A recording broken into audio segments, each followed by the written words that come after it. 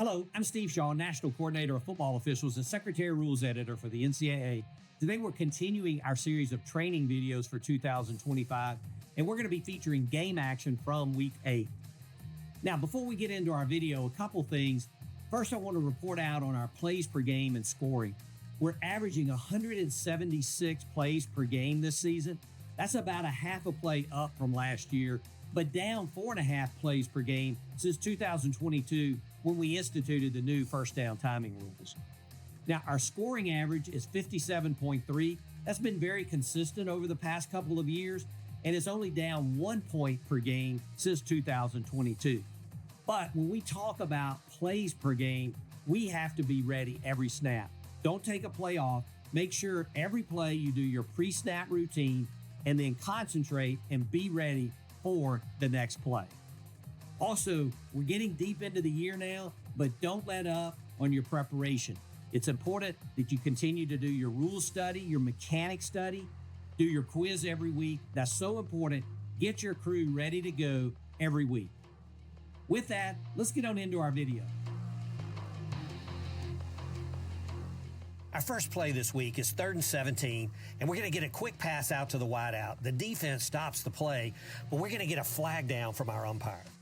Now, the officials get together, and we're going to discuss it, and we come back with personal foul, unnecessary roughness on number 57 on the offense.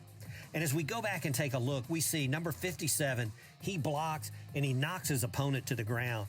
But then he's going to go in and punish this opponent. And this is a foul, no question, for unnecessary roughness. By rule, we know that if a player is on the ground like this, then that player is also considered defenseless. Now, replay is going to stop the game to review this hit for a potential targeting foul. And as we see, number 57, he lowers his head, he attacks the opponent, so we have an indicator, and then there's forcible contact to the head or neck area of this defenseless opponent. So replay can confirm all three aspects of targeting, and we're going to add targeting to the personal foul, and number 57 is disqualified. Play 2 is 3rd and 2. The quarterback's going to fake, and he keeps the ball, sweeps around right in, and as he approaches the line to gain, he's going to lower his backside with his feet out front, and then he twists and falls right to the line to gain. Now, you see the headline judge coming in, getting a spot short of the line to gain. Now, this slide by the quarterback is not a conventional slide, but we would kill the play when he lowers his backside with his feet out front here, and we'd give him protection. We know that the ball is declared dead when the ball carrier begins the feet first slide, but the rule goes on to say if the ball carrier simulates or fakes a feet first slide, the ball is declared dead as well. And this was a slide with feet to the boundary. It was a little awkward, but good judgment to put this player down on this type action. And we may have been a little generous with the spot here, but the quarterback was down clearly short of the line to gain, and it was a good alert to recognize this as a slide. Play 3, and we're going to have to piece together the video to show the impact of this here, but the offense started their series at the 35 after a free kick out of bounds, so we know the line to gain is precisely the 45-yard line. Now, on the second down play, we see our line judge, he gets a good spot just short of the 45, bringing up 3rd down. And now, as we look down the line, we can see the snapper has kicked the ball forward, and it's already at the line to gain, which backs the defense up. And we see the headline judge is coming in, he's killing the clock, and we're going to get an announcement by our referee. The ball be respotted to the original spot. Center, move the ball forward. We're moving it back. 3rd down. Now, we know in our officiating standards, number 11 in the line of scrimmage section, it states that the snapper should not be permitted to move the ball forward over the line to gain or the goal line. If that happens, the play should be shut down, the ball reset, and the player and the coach both warned. And a foul for false start shall be considered after this warning. This was well managed by the crew. Play 4, the quarterback drops back. He scrambles out to the right. He's going to throw long downfield. The ball is brought in by the receiver, but the ruling on the field by our field judge is going to be incomplete. Now, as we go back and look, and replay is going to stop the game to review the potential catch. From our first look, we can see that the left toe comes down first. The right foot is still in the air, so our focus is on that left foot. And as we go back and look down the boundary, that left foot, the toe clearly hits first in bounds, but by rule, we know that if in the normal stepping motion, if the heel then lands out of bounds, the foot is considered out of bounds and there's no catch. And that's precisely what happens here. Now, if the receiver is able to toe tap or if he can drag the toe, it would be considered in bounds. But in any normal stepping motion, we know that the foot is considered out of bounds if the heel hits out, and the receiver, then he didn't get a body part down, so replay will uphold the ruling of incomplete pass. Good job in replay, good job on the field. Play 5, the quarterback drops back. He's wrapped up by a rushing defender, and he's going to get the ball away as he's stumbling. And the throw is while the quarterback is still in the tackle box.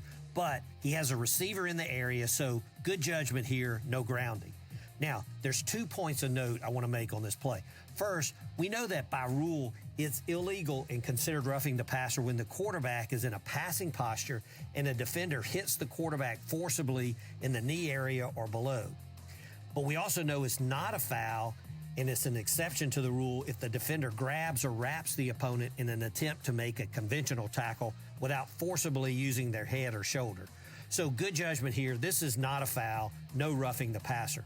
But replay is going to stop the game to review this. And as you can see, the quarterback, he's stumbling and he is down just before releasing the pass. So replay, they're going to overturn the call on the field and put the quarterback down. And that spot is for a loss of 7 yards. Play 6, the offense has 4th and goal. They have the jumbo package in, and the quarterback is going to turn and hand to number 56, who plows into the end zone, and the headline judge rules touchdown. Now, we've had a lot of conversation on this play. It is 4th down, and our 4th down fumble rule is in effect. And as we look at the replays, we can see that the handoff is not clean, and number 56 doesn't gain immediate control of the ball, and then ultimately he gains control, and he's in the end zone. Now, we all know our 4th down fumble rule was put into the game to prevent intentional fumbles on 4th and short or 4th and goal situations. Now, if we rule this a fumble, we know that only the fumbler can recover in advance, and the player last in possession, if there's an unsuccessful execution of the handoff, is the fumbler. But here, this was ultimately a successful handing, and that's our standard. We don't want to have a microscopic examination of every handoff or potential bobble. So only if there's a clear, unsuccessful execution of an attempted handing, like the ball hitting the ground, we would then have a fumble. But here, we would say ultimately this handing was successful, and the 4th down fumble rule would not apply, and this is a touchdown. Play 7, the offense is backed up late in the game. The score is tied, and they're going to hand off to the back, who drives forward, and it appears he gets out of the end zone back into the field of play. Now, our line judge is coming in, and he's going to make the ruling of a safety. Now, replay is going to get involved in this, and we get a look right down the line, and we can see that the ball, and remember, we know that the entire ball must get out of the end zone to avoid the safety. It's clear the ball does not get out. It doesn't get all the way out. The knee hits down before the ball is out. It really never comes out of the end zone. So replay quickly upholds the call of a safety, and these 2 points turn out to be the difference in the game.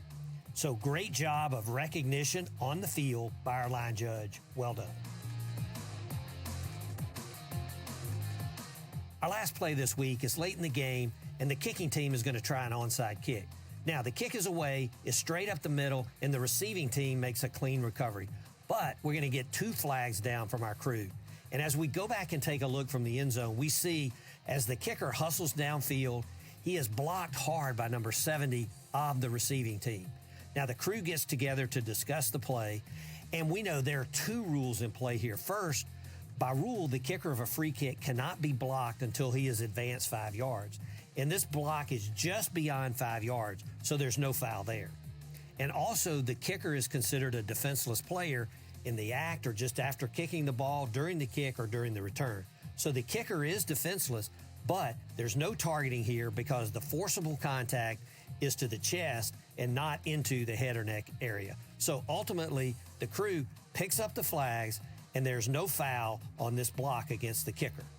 As a crew, we must always stay alert to this type action on the kicker. Well, that's it for our plays this week, and let's use them as a crew to get better. Now, we want quality fouls, nothing technical, make it be there. And let's make sure we have good whistle control. Make sure you see the ball down before you blow your whistle. Always be deliberate in ruling on a fumble. Let's get a beanbag down on every fumble. And preventive officiating will go a long way, and your winning words with players and coaches as well. Let's make sure we display our integrity, courage, and poise throughout the contest, be mentally and physically ready to work, and keep hustling throughout the game. Best of luck.